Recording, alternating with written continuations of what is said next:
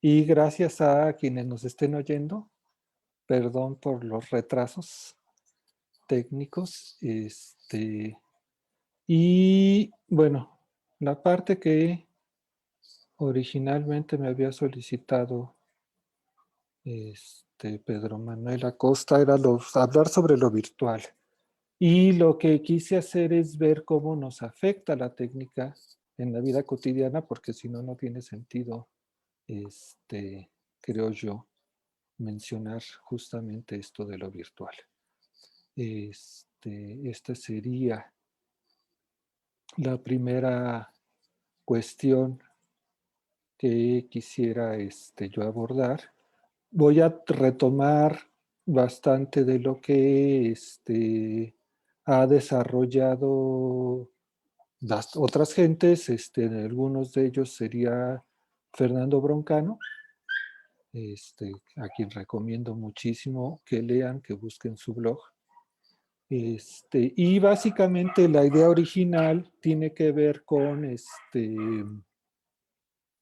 lo que sería la visión dentro de la filosofía de la técnica, la visión que tiene la teoría crítica o la escuela de Frankfurt, que es reflexión sobre el impacto de la modernización en nuestra cultura, con autores como Walter Benjamin, Theodor W. Adorno, Horkheimer, y más adelante Marcuse, ¿no? Con los textos como la dialéctica de la ilustración, la crítica de la razón instrumental o el hombre unidimensional, y posteriormente con autores como Freenberg, ¿no? Con su noción del technical code, del código técnico, que serían estas creencias implícitas en el artefacto, que yo vinculo mucho con la idea de cultura material, ¿no? De cómo estas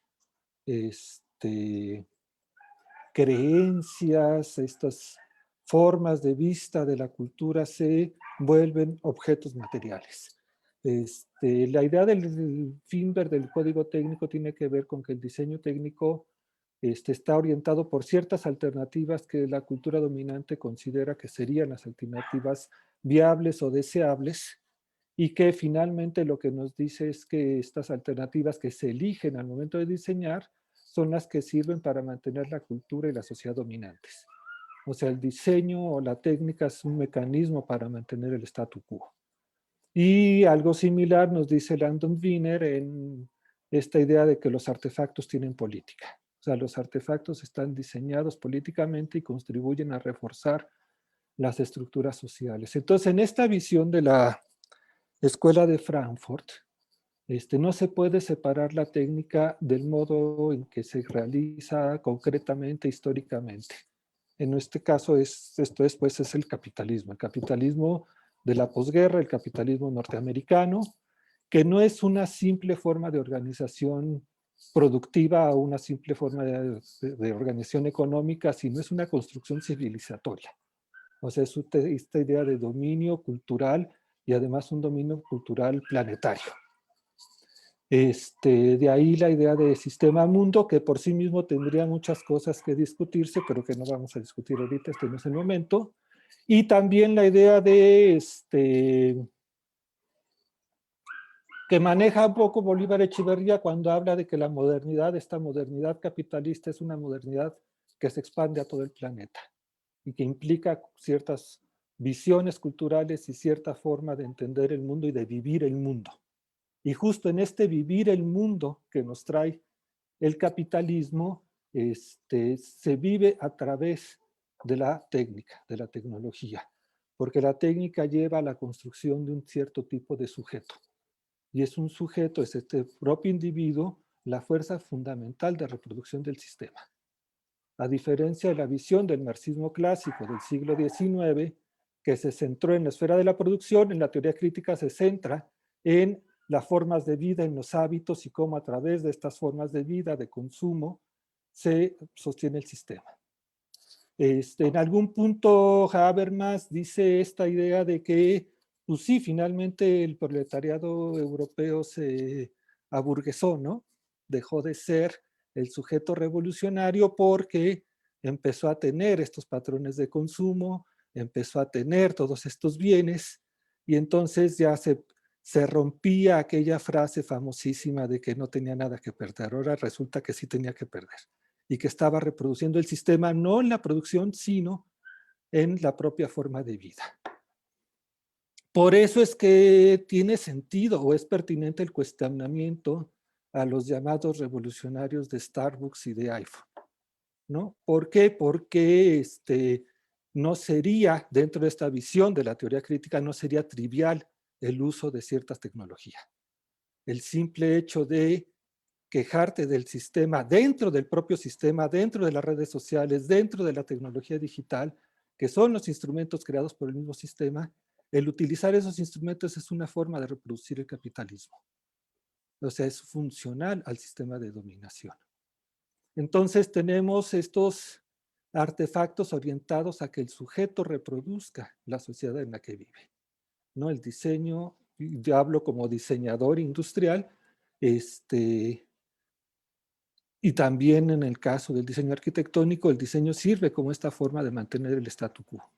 Y no nos referimos solo a la idea simplista de que hay diseños que proporcionan estatus. Tener cierto objeto da un estatus social. Sí, eso es cierto, pero es trivial, eso es banal. Hay una cuestión más profunda, es una cuestión estructural, ¿no? La técnica mantiene la estructura de dominación. El consumo de esos productos, independientemente del estatus personal, lo que hace es mantener el statu quo del sistema de dominación. Es una cuestión no anecdótica, es una cuestión estructural. Y entonces, mientras estos sujetos sean sujetos de la técnica capitalista, siguen siendo funcionales al sistema y siempre son viables de ser absorbidos por el sistema. Ajá. Y en ese sentido, dentro de esta visión de la teoría crítica, al capitalismo no le importaría tanto la lucha ideológica, sino la lucha funcional, instrumental. ¿Cómo puedo convertir su malestar en una mercancía? ¿Cómo puedo venderlo? ¿Cómo puede esa molestia, que puede ser legítima, volverse parte del mismo sistema capitalista? Porque recordemos que el sujeto de la modernidad es el sujeto, el ser humano necesitado. Esta idea de la necesidad humana que hay que cubrir y que se cubre con bienes materiales, esta es una idea propia de la modernidad capitalista, ¿no? Autores como Bolívar Echeverría lo dejan muy claro. El propio Ortega y Gasset hace todo un cuestionamiento a la idea de que la técnica resuelve necesidades o responde a necesidades y va en ese sentido. La idea de que el ser humano sea un ser necesitado es una idea que es funcional al capitalismo. En otras culturas no había esa concepción del humano. Entonces, este ser necesitado es un ser que no está en plenitud, no es un ser pleno, si estuviera pleno no tendría necesidades, no es un ser que esté en equilibrio con el entorno, porque la necesidad es este desequilibrio también con el entorno.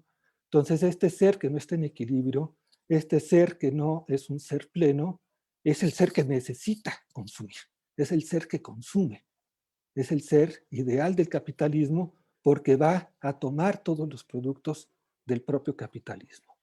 Y si lo vemos en una visión más de Foucault, sería también el sujeto que no tiene una voz propia. Es el sujeto que no puede hablar por sí mismo, que no tiene este concepto de parresia. Entonces, en resumen, la técnica crea cierto tipo de sujeto y cierto tipo de prácticas sociales.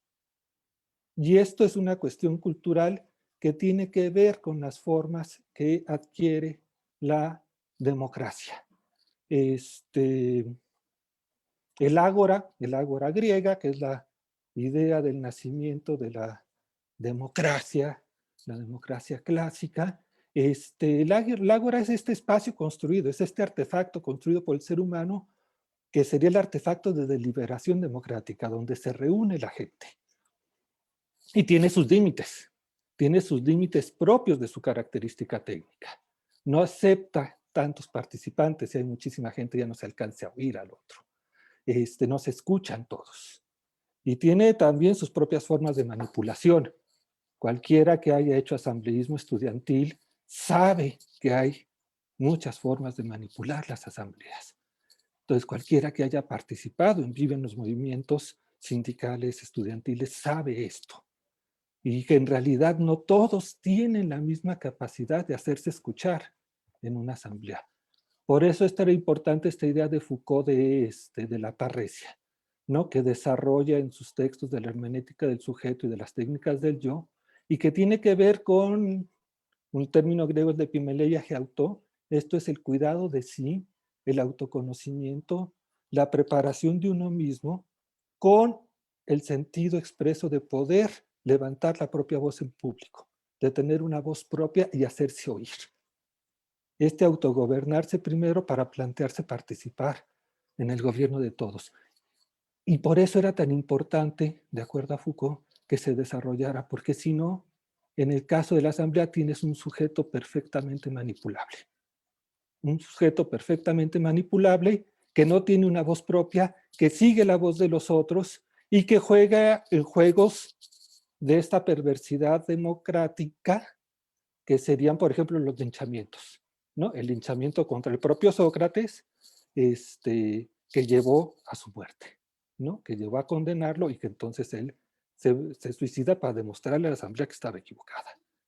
Entonces, Sócrates no le gustaba esta forma de participación democrática por lo mismo, porque se presta ese juego de las masas ignorantes contra las élites educadas, y entonces, por ejemplo, Platón en la República establece que la República debería de ser el gobierno de las élites educadas, el gobierno de los filósofos. Y otros límites que tendría esta tecnología del ágora era que solo era para los hombres, solo era para los ciudadanos, no se admitían esclavos, no se admitían mujeres, no se admitían extranjeros. Era una cuestión tremendamente limitada. Pero lo que podemos sacar de aquí de lección es, primero, que la democracia no es solo o no es principalmente o no es, punto, la forma de elegir los gobernantes. Ni tampoco es, como quieren algunas versiones o discurso económico de cierta izquierda latinoamericana, decir la democracia es la igualdad y se acabó. No. Sí es importante la equidad, sí es importante la igualdad, pero no es lo fundamental de la democracia y ni siquiera lo más esencial. La democracia es el proceso de liberación colectiva. Es ese escucharse todas las voces, es esa conversación. Y para eso se tiene que establecer quiénes tienen voz, esto es, quién participa y qué se dice. Y esta sería la forma de evaluar la democracia. Y desde un punto de vista de la complejidad de sistemas complejos serían las interacciones. Cómo interactúan todos los elementos de este tejido social entre sí. Cuáles son los actos y las acciones que se hacen en común, en el entre todos los elementos. Parte de estos actos, una parte importante, son los actos de lenguaje. Por eso es importante la conversación, pero no son solo los actos de lenguaje. Entonces, no solo es importante saber quién participa, quién tiene su voz propia, sino qué es lo que se dice. Si efectivamente lo que se dice es lo que sale de la propia voz o simplemente se repite lo que dicen nosotros. Se repiten las múltiples versiones hegemónicas, nunca hay una sola versión hegemónica, siempre habrá dos o tres que se entretejen y que pueden ser constituyentes una de la otra. Por poner un ejemplo muy simple, en toda la cultura hegemónica que hubo en México en el siglo XX, esta cultura priista ligada a estos tipos de empresarios televisivos, Televisa y estas películas del cine mexicano y demás, la versión hegemónica era que los pobres son buenos y los ricos son malos. Y ese discurso de los pobres buenos, los ricos malos, de nosotros los pobres, ustedes los ricos, y de todas las telenovelas de Televisa, ese discurso era parte del discurso hegemónico de este país, del discurso de la dominación priista. Y lo mismo los discursos de la independencia y la Revolución Mexicana, donde se reivindica esta lucha, era el discurso del viejo PRI. Si sigues repitiendo ese discurso, sigues repitiendo esa forma de dominación. Cuando a medida que cuestionas ese discurso es la medida en que realmente puedes cambiar esa forma de dominación, porque si no estás bajo la misma hegemonía, no las logras romper. Entonces, si tu régimen no está rompiendo ese discurso, quiere decir que no estás cambiando en realidad nada. Estás repitiendo las mismas formas de dominación. Bueno, tecnológicamente entonces decíamos, el ágora es un artefacto que permite cierta participación democrática, pero tiene sus limitaciones. El siguiente gran cambio histórico importante probablemente haya sido la imprenta, el surgimiento de la imprenta, que supone un cambio tecnológico que brinda otra forma de deliberación colectiva, ¿no? Otra forma de construir este diálogo comunitario y que implica la democracia burguesa, el surgimiento de la democracia burguesa, el surgimiento del capitalismo mismo, está ligado íntimamente a esto, y donde se vuelven temas las cuestiones de los derechos civiles, la libertad de prensa, y la libertad de prensa implica que cualquiera pueda expresarse, ¿no? Tenga esa voz. Y también producto de esto son las revoluciones desde las guerras de independencia, la Revolución Francesa, todo este periodo es producto, como muchos autores lo han señalado, de este empuje que da inicialmente la imprenta. La izquierda misma es producto de este impulso. Que implica también, tiene sus propias limitaciones, ¿no? Originalmente, pues no cualquiera sabía leer, se requiere un proceso de alfabetización, esto es de acceso de una gran parte de la población a eso que se imprime, pero aun cuando sepan leer y pues sepan qué es lo que se dijo, qué es lo que quedó impreso, no cualquiera puede hacerse escuchar, porque no cualquiera tiene una imprenta. No todos pueden escribir un libro o publicar un periódico. Y de ahí la importancia justo del quehacer de Lenin. Lo que dice Lenin es eso, lo que tienes que hacer es la prensa revolucionaria, darle la voz al proletariado. El siguiente gran cambio probablemente, que es hecho notar por varios autores, es el cambio de los medios masivos como la radio y la televisión. Este es otro cambio técnico que tuvo implicaciones en la deliberación democrática y que abrió la puerta a nuevos agentes, nuevos participantes. Ya no eran solo los hombres o los hombres propietarios o los hombres propietarios que pudieran imprimir, que tuvieran esa capacidad de escribir y publicar, sino ya se abría la clave a otras voces. Por supuesto, había un control de quién tiene la capacidad de transmitir en radio y televisión. Y pues de ahí la importancia de los medios como las radios comunitarias, por ejemplo. Son básicas porque justamente cuestionan eso, ¿no? Cuestionan que haya una sola voz que sea la de los grandes corporativos. Y lo que se dice de esta época, lo que se critica de este medio técnico que sería la radio y la televisión, es que crean un sujeto pasivo, ¿no? Un receptor. Y esta es una de las críticas que se hace principalmente en su época y que habría que cuestionar si es realmente cierto. Por ejemplo, Michel Desserteaux es un autor francés en la Inventación de lo cotidiano. Michel Desserteaux dice que el consumo no es también una forma de resistencia, que no hay un consumidor totalmente pasivo. Que no es cierto que simplemente recibas y ya, sino tú puedes crear tus propias formas de consumo, puedes cuestionar los significados, puedes transgredirlos, cambiarlos, y que el consumir también es eso. Y también hay que señalar, creo de forma muy importante, la aparente paradójica, que es que esa instrumentación de la que se dijo que creaba un sujeto pasivo, una generación pasiva a través de la radio y la televisión, sea justamente la generación que creó la rebeldía, ¿no? Los movimientos de los derechos civiles, el antirracismo, los movimientos feministas, el movimiento del 68, los movimientos estudiantiles, Y después los hippies, ¿no? Como esta forma de vida alternativa, antisistémica, en resistencia frente a eso. Entonces, realmente no hubo tal generación pasiva creada por los propios medios, ¿no? Como se supondría que habría sido. Lo que sí queda claro en esta época, como nunca antes, y había probablemente antecedentes, pero nunca antes había quedado tan claro como en esta época estamos relatando, que es que la rebeldía también es una mercancía. La rebeldía es un producto también del capitalismo que puede ser aprovechado y absorbido por el propio capitalismo. Y claro, el ejemplo típico que todo el mundo dice es el ejemplo banal de la playera del Che. Sí, el Che se vuelve esta imagen que se vende, se vuelve el merchandise, las mercancías, ¿no? Las figuritas de Carlos Marx, etcétera, ¿no? Pero no se queda ahí, no es una cuestión anecdótica, repito, es una cuestión estructural.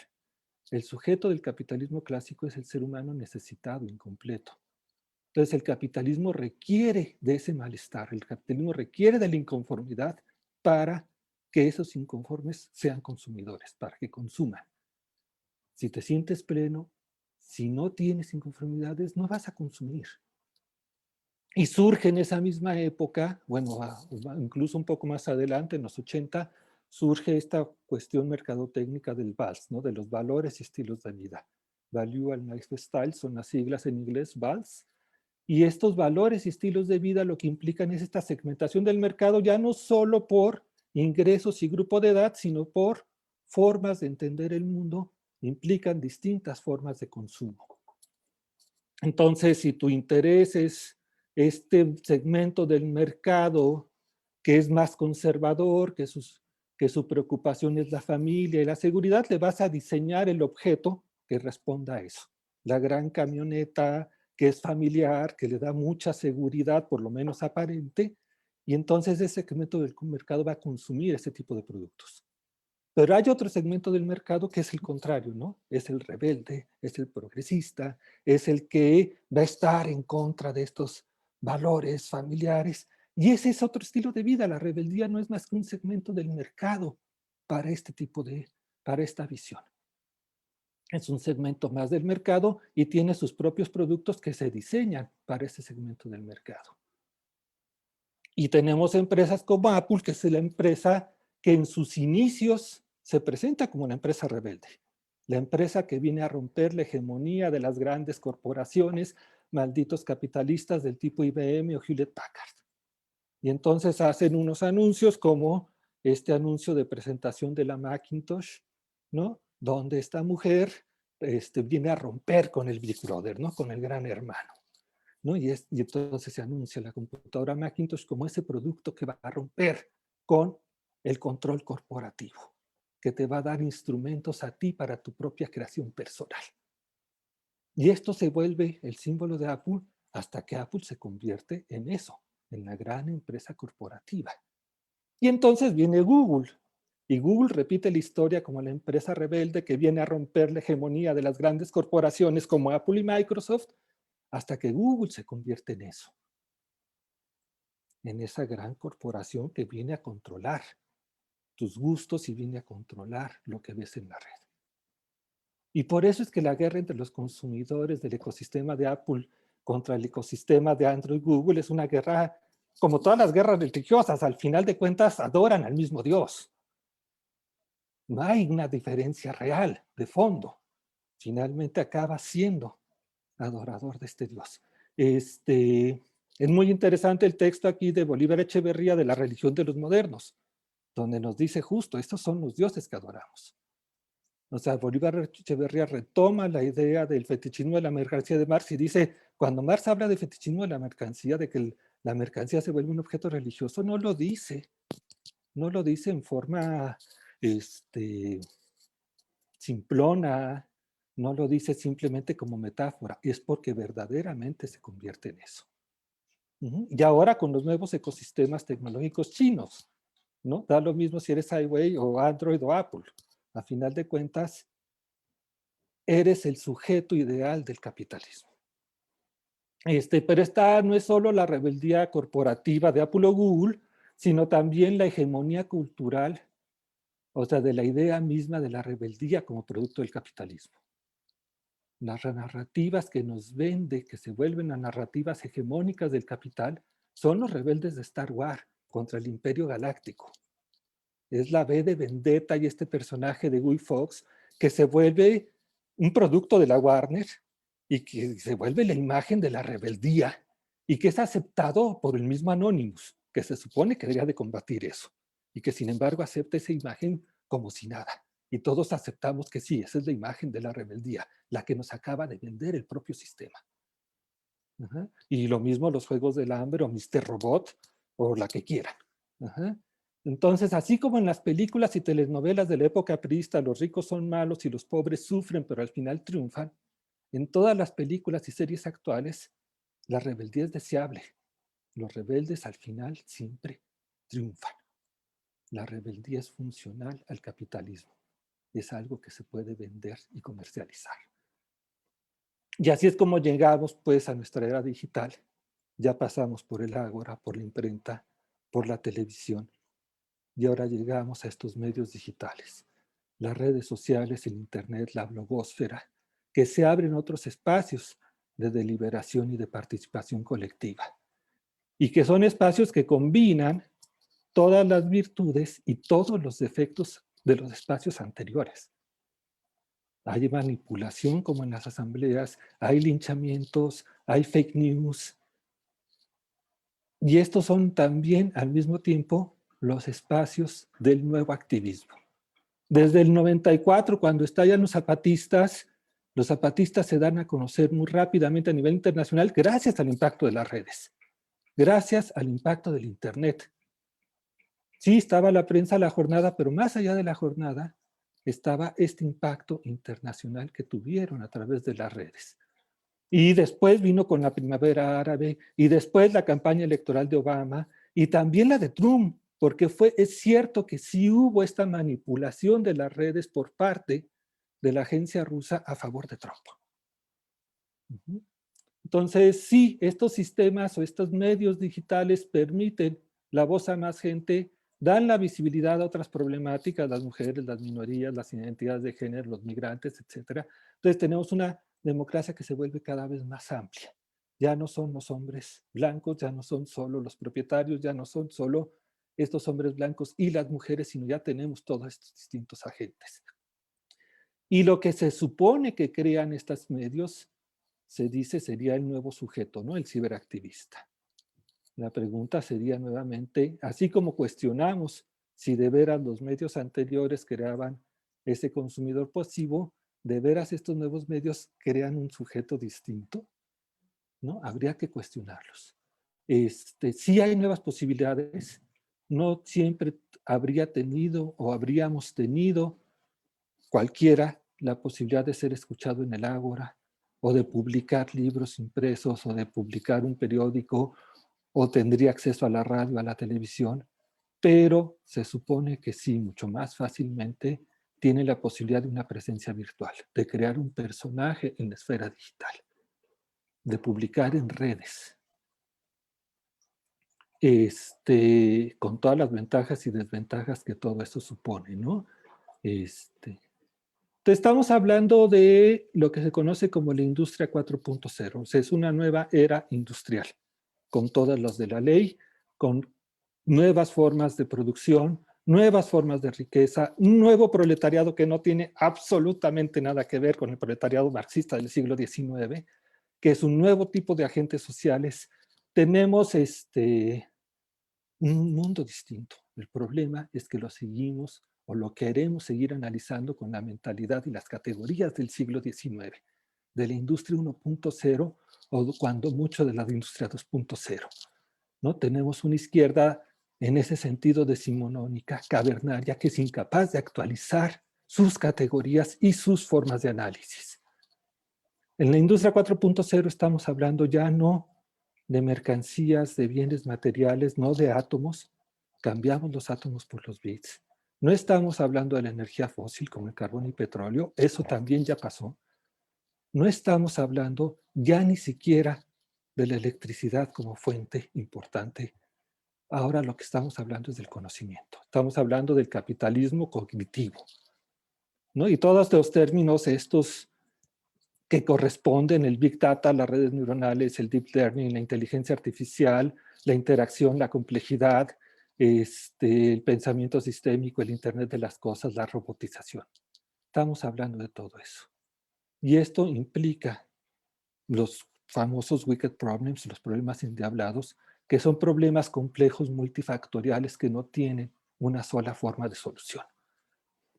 Y estamos hablando de cuestiones como lo que menciona Fernando Broncano, de las ignorancias estratégicas, ¿no? Estamos hablando de nuevas formas de epistemología, porque estamos hablando del capitalismo cognitivo. Y el capitalismo cognitivo se fundamenta justo en esto, ¿no? En formas de ver el mundo, formas de conocimiento, creencias, el concepto de propiedad intelectual. O sea, propiedad intelectual significa que puedes apropiarte del intelecto, de las ideas, de los conocimientos, y haces los conocimientos mercancía y los vendes y los tomas de la gente. Entonces, el conocimiento no es, nunca fue algo que tiene la gente en su cabeza. Conocimiento es colectivo, pero ese conocimiento colectivo ahora se vuelve propiedad de unos cuantos.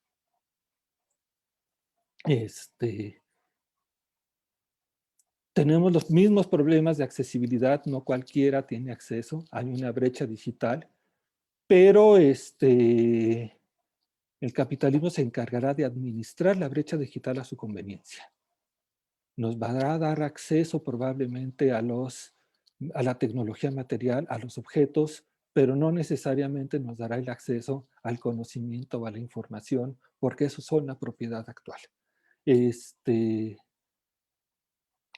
entonces tenemos el ágora, pero no es el mismo ágora con la que comenzamos, es una ágora distinta, que tiene muchos de los problemas del ágora original. Tiene los problemas, ya decíamos, de las manipulaciones y los linchamientos. Menciono muy rápidamente que, pues sí, no es en balde que esta ágora, esta participación de las masas tuviera graves problemas a lo largo de toda la historia, ¿no? No solo Platón y Sócrates, ¿no? El mismo leninismo tenía sus reservas respecto a las masas y la vanguardia y todo esto. No quiero meter mucho más en eso. Lo que sí quiero decir es que esos problemas se repiten en la actualidad. Y llegamos a este punto. El punto estamos en esta era post, ¿no? Lo que nos interesa es el post-COVID. ¿Qué va a pasar después del COVID? Sí vino a cambiarnos el mundo, y el mundo concebido en este sentido filosófico de la relación del ser humano con lo que le rodea. Sí nos vino a cambiar el mundo, no el mundo como el planeta Tierra así en abstracto, sino esta cuestión que vivimos y construimos con nuestras acciones. Entonces sí hay un post-COVID. Pero no solo es la era post por el post-COVID, es la era post por todo, es la postmodernidad, ¿no? No solo esta cuestión de Lyotard de que se acabaron los grandes discursos, que ya se volvió cliché, sino se acabaron de ver muchas de las formas de entender el mundo de la modernidad capitalista, ¿no? En el caso de la técnica y del diseño estamos hablando del postfuncionalismo. Ya no nos importa este discurso del ser humano como ser necesitado, incapaz, sino nos interesa, por ejemplo, el diseño no funcionalista, sino el diseño de experiencias de usuario. Crearle al usuario experiencias vitales a través de la tecnología. Estamos hablando del posthumanismo, en dos sentidos. En un sentido postmodernidad, que sería el caso, por ejemplo, de la Carta sobre el Humanismo de Heidegger, donde dice que el error del humanismo fue separar al ser humano del resto y darle un lugar especial. Y esto provocó muchos de los problemas, por ejemplo, los problemas ecosistémicos, los problemas ecológicos. Que Sloterdijk responde con estas normas para el parque humano y donde dice, bueno, la respuesta sería una respuesta técnica. Y entonces tenemos autores que hablan de esta idea del transhumanismo, del posthumanismo, como Donna Haraway, como Fernando Broncano, que es la idea de, o Don Aide, por ejemplo, que es la idea del cyborg, ¿no? De los organismos cibernéticos, darnos cuenta que en realidad somos organismos cibernéticos porque dependemos de los objetos técnicos que nos rodean. Son parte ya de nuestro ser. Estamos diseñados en ese sentido. O investigadores del IMAS, por ejemplo, como Oliver López Corona, que habla de tecnobiontes, ¿no? Somos tecnobiontes. Ahí está vínculo entre lo biológico y lo técnico que ya es inseparable en nuestra especie. Y del otro lado, en la acera del frente, podríamos hablar de un movimiento post-marxista, un movimiento post-revolucionario. Un movimiento que se da cuenta que esas categorías marxistas de ese análisis de esa industria 1.0 con ese proletariado del siglo XIX ya no existen. Ese mundo ya se fue y no podemos seguir tratando de analizar el mundo con esa forma de ver las cosas, con esas categorías. Tenemos que construirnos nuestras nuevas categorías. Y este es el punto de la noción del post, o de la idea de la era post, ¿no? Cuando dices esto es post, eso significa que eso ya no es, pero no te dice qué es lo que sí es, qué es lo que viene. Te dice eso ya no aplica, pero no te dice qué podemos crear o construir. Y el problema de las etiquetas post es como el post-it, ¿no? Como estos pedacitos de papel que se pegan, sí, pero ese pegamento dura poco, al ratito se cae. No podemos sostenernos de ese pegamento. Entonces, mi idea sería, o mi propuesta es en realidad es la idea de la complejidad, ¿no? La complejidad como estos sistemas interactivos como la ciencia de la complejidad, los centros de ciencia de la complejidad que construyen UNAM, no la complejidad simplemente como decir que lo que no es simple, lo que es complicado, no, sino la complejidad como estos sistemas de múltiple interacción que tienen a través de interacción este carácter de propiedades emergentes, de cosas nuevas que emergen. Y en la complejidad lo colectivo no son las masas que siguen a un líder o a una élite, no importa si la élite se llaman intelectuales orgánicos o la élite se llama vanguardia revolucionario, partido comunista o lo que sea.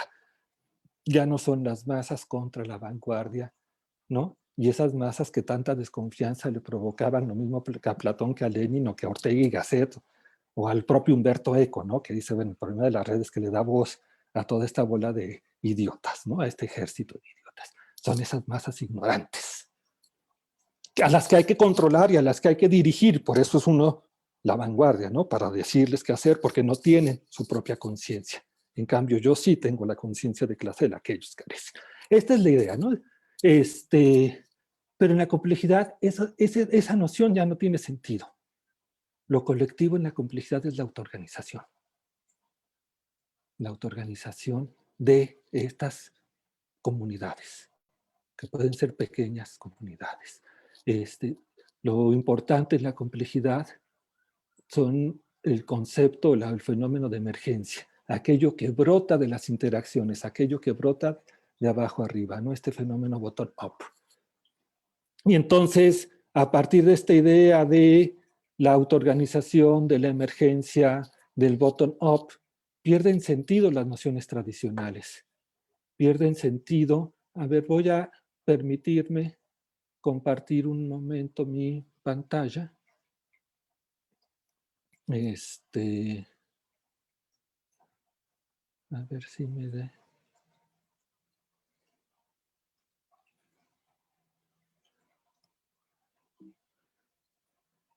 Bueno, sí están viendo mi pantalla, ¿cierto? Ok, esta presentación la conocen mis alumnos, la ocupo mucho en mi curso. Entonces, la idea es que lo importante no son los elementos materiales que componen el sistema, sino lo importante son las interacciones. Y diferentes interacciones pueden crear diferentes formas o diferentes tipos de sistemas. Sistemas que sean radicalmente distintos unos de otros. Y, por ejemplo, si a este sistema le quitamos el elemento central, en un caso se descompone. En un caso, se rompe totalmente. En cambio, en el otro caso, el sistema puede seguir siendo funcional. De un lado tenemos un sistema centralizado, jerárquico, dependiente, y en el otro caso tenemos un sistema que puede seguir siendo funcional. Entonces, en este caso del lado izquierdo de la pantalla, este sistema que se rompe, me voy a permitir hacer la analogía, sería como la 4T cuando no esté el Mesías, que es el que lo aglutina todo. Entonces tendríamos por un lado estos grupos de extrema derecha evangélicos, o Romo, que es un pinochetista admitido. Por el otro lado, estos grupos del viejo PRI, ¿no? Los líderes sindicales corruptos, los políticos corruptos. Y por el otro lado, estos grupos de izquierda tradicional, que todos ellos se agrupan en torno a una figura y que cuando no está esta figura ya quiero ver cómo es que van a tratar de mantener ese movimiento que no tiene ninguna coherencia. Otra de las nociones que pierde sentido en la complejidad es el de centro-periferia. Estamos hablando de sistemas que tienen muchos centros y no un solo centro. Otra de las nociones que pierde sentido es lo de cercano y lejano. Cuando tienes múltiples interacciones, lo lejano se puede volver cercano. La educación a distancia no tiene por qué ser distante en términos de la cercanía que puedas tener con los participantes del grupo. Y lo mismo con lo local, con lo que somos nosotros y lo que son los otros. Y ojo, muy importante, ya me pasé mi tiempo, voy a terminar brevemente, pero no quería dejar de decirlo, y me pasé por mucho, perdón, pero justo cuando haces esta división, estos nacionalismos, chauvinismos, etcétera, siempre hay alguien que sale beneficiado y son las oligarquías locales. Son los centros de poder locales los que siempre salen beneficiados de la división. Lo importante en todo caso en estos sistemas serían estos ciclos de retroalimentación. Y los ciclos de retroalimentación implican que tienes tantos ciclos de retroalimentación positiva como ciclos de homeostasis, esto es ciclos de estabilidad. Eso significa que es tan importante, los cambios del sistema es tan importante, la idea del progreso, como la idea de los ciclos de estabilidad del sistema, la idea de sostener el propio sistema y no tener estas interacciones destructivas que implica el concepto de revolución, por ejemplo. Entonces, por eso se les requiere una izquierda postrevolucionaria que piense más que en esta transformación repentina y violenta, en las transiciones. ¿Cuáles son las formas de transición del sistema? Las formas y por sistema me refiero a las comunidades, a los grupos humanos, tienen sus propias formas de transición, tienen movimientos más orgánicos y flexibles, que van con el estado de flujo del sistema, pero que por lo mismo no se traducen en estructuras permanentes. El 15M en España no se tradujo en una estructura permanente y no le fue muy bien cuando trató de ser absorbido por Podemos. Y encima Podemos terminó como el chalet del dirigente y su esposa en las nuevas élites. Ajá.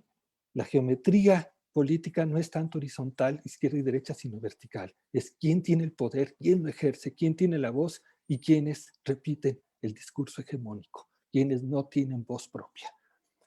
Y podríamos hablar también de Occupy Wall Street, que tampoco se pudo traducir en una estructura permanente, lo cual está bien, porque así son las transiciones sociales. Lo malo de no tener una estructura permanente es que tus pretensiones sean las de control de la sociedad y de toma del poder. Para eso sí requieres esas estructuras rígidas.